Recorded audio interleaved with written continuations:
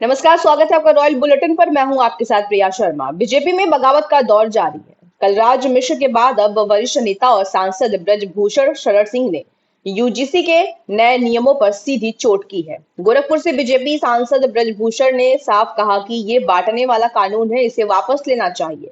समाज को बांटने का आरोप लगाते हुए उन्होंने केंद्र सरकार से तत्काल हस्तक्षेप की मांग की है। राजनीतिक गलियारों में ये बयान भूचाल ला रहा है, क्योंकि बीजेपी के ही आंतरिक असंतोष अब खुलकर सामने आ रहा है। क्या ये नियम आरक्षण या शिक्षा नीति से जुड़े हैं, जिन पर लगातार विवाद हो रहा है। सबसे पहले मैं अपनी बात शुरू करूं तो आज महाराष्ट्र के अंदर जो प्लेन हादसा हुआ है, जिसमें वहाँ के उप मुख्यमंत्री जी का निधन हुआ है और उनके साथ 6 लोगों का निधन हुआ, उनको मैं अपनी शोक संवेदना व्यक्त करता हूं। आज कई दिनों से यूजीसी पर एक विवाद हो रहा है और यूजीसी का विवाद यहाँ से शुरू होता है कि सरकार पढ़ने वाले बच्चों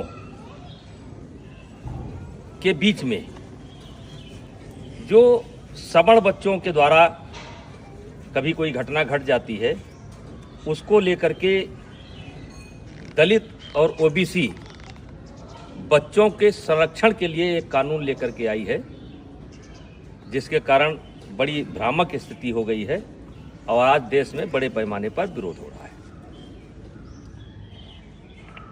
ये मेरे सामने कुछ बच्चे हैं, इसमें हमारे भी बच्चे हैं और दलित समाज और पिछड़े समाज, लगभग हर समाज के बच्चे हैं। ये रोज साथ में खेलते हैं। कितने दिन से तुम लोग साथ में खेल रहे हो? 5 साल से ये बच्चे डेली शाम को आते हैं और खेलते हैं।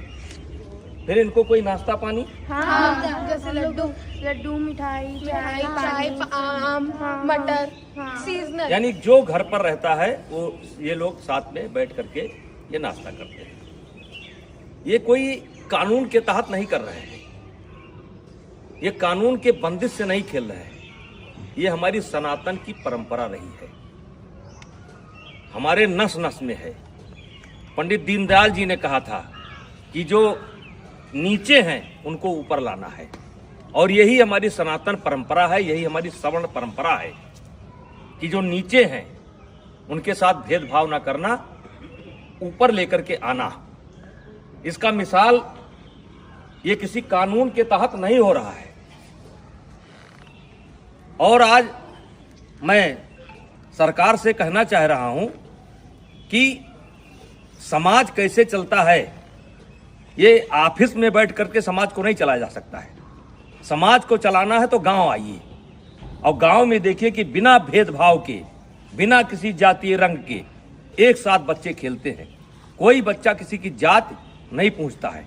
क्या आप चाहते हैं कि भविष्य में इस घर के अंदर एंट्री दी जाए तो ओबीसी को न दी जाए?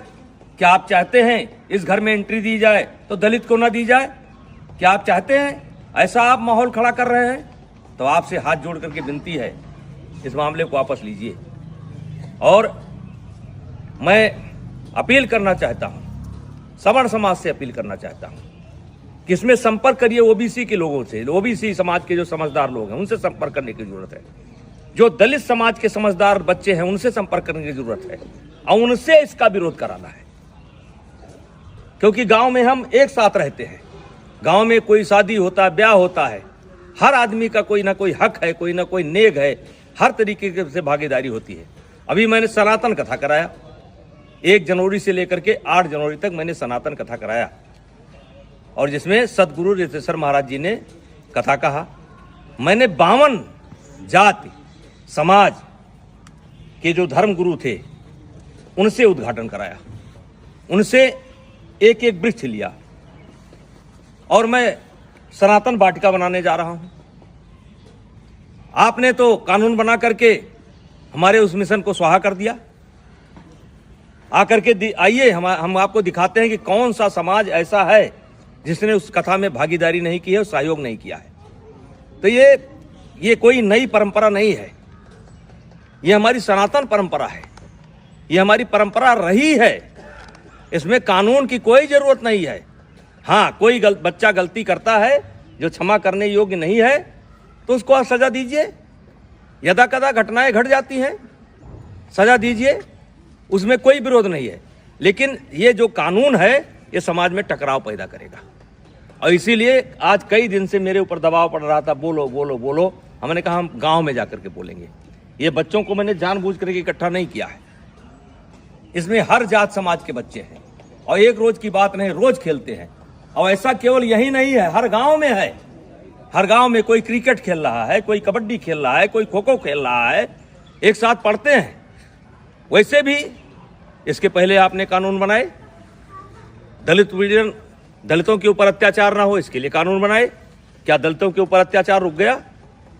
महिलाओं के साथ अत्याचार ना हो उसके लिए कानून बनाए आप, क्या वो रुक गया? दहेज के नाम पर कानून बनाए आप, क्या वो रुक गया?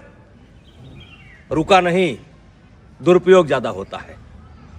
जहां ऐसे कानूनों की समीक्षा की बात होनी चाहिए, अब पता नहीं किस मंशा से अधिकारी बैठ करके ऑफिसों में निर्णय ले लेते हैं।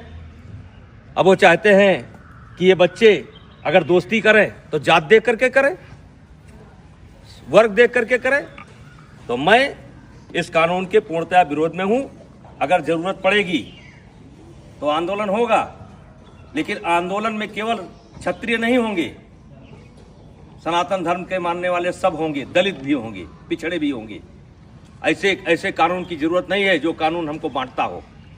ऐसे कानून की जरूरत नहीं है। तो कृपया हाथ जोड़ करके विनती है, मैं बहुत छोटा आदमी हूँ, मैं जानता हूँ कि इसका असर पता नहीं आप पर पड़े कि ना पड़े, लेकिन ये गांव ऐसे नहीं चलता है। अगर इस लोकतंत्र को जिंदा रहना है तो गांव में क्या हो रहा है इसको देखना पड़ेगा। ऑफिस में बैठ करके आप गांव को नहीं देख सकते। तो कृपया यह बंद करिए। सवर्णों के बीच में झगड़ा होता है, ब्राह्मणों ठाकुरों के बीच में भी झगड़ा होता है, दलितों के बीच में झगड़ा होता है। कहाँ तक आप कानून बनाएंगे? तो भाईचारा स्थापित करिए। और ये जो कानून है ये समाज को फाड़ फाड़ कर देगा, और इससे आने वाले समय में देश का बहुत नुकसान होगा, राष्ट्र का बहुत नुकसान होगा, समाज बढ़ जाएगा। कृपया हाथ जोड़ करके विनती है, ऐसे कानून न लावें। कहने को तो बहुत कुछ इच्छा है, बोला जा सकता है, लेकिन बोलने की कोई आवश्यकता नहीं है। इस कानून से ये बच्चे बढ़ जाएंगे, ये जात देख करके दोस्ती करेंगे। कितने साल से आते हो तुम लोग? 5 साल से आते हो। और कुछ नाश्ता पानी मिलता है? हैं? खेलते हो? तो मैं जो लोग भी लेकर के आए हैं उनसे कहना चाहता हूं कि ये कानून आपका समाज में भेदभाव पैदा करेगा और ये बच्चे बढ़ जाएंगे, और ये देश के लिए अच्छा नहीं होगा। और मैं इस कानून में, वैसे मैं एबीपी का बयान देख रहा था, संतुलन की बात की गई है। इस कानून में संतुलन नहीं है। आपने एक पक्ष को अपराधी बना करके खड़ा कर दिया है, और वकील का भी मौका नहीं दिया कि इनका वकील कौन होगा। तो जो गलत करता है उसको सजा मिलनी चाहिए, चाहे क्षत्रिय समाज का हो, चाहे ब्राह्मण समाज का हो, चाहे किसी समाज का हो, वो सजा का हकदार है। उसका कोई समर्थन नहीं करेगा, हमारा कोई समाज समर्थन नहीं करेगा। लेकिन आप ये बच्चों में भेदभाव मत पैदा करिए, स्कूलों में भेदभाव मत पैदा करिए।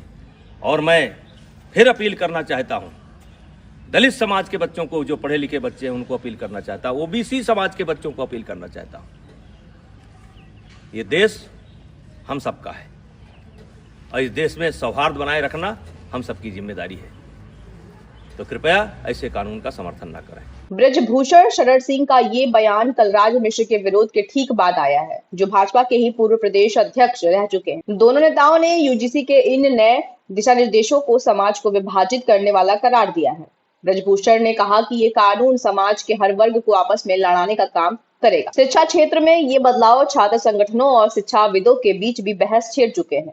बीजेपी के ये आंतरिक मतभेद पार्टी की एकजुटता पर सवाल उठा रहे हैं। खासकर लोकसभा चुनाव के नजदीक आते हुए विपक्ष इसे बीजेपी के आंतरिक कलह का सबूत बता रहा है। दोस्तों, यूजीसी विवाद की ये जंग और तेज होने वाली है। हमारी टीम दिल्ली और लखनऊ से लगातार अपडेट ला रही है। आप इस मुद्दे पर क्या सोचते हैं, कमेंट में बताएं। अगर ऐसी राजनीतिक ब्रेकिंग न्यूज सबसे पहले पाना चाहते हैं तो रॉयल बुलेटिन को सब्सक्राइब करिए।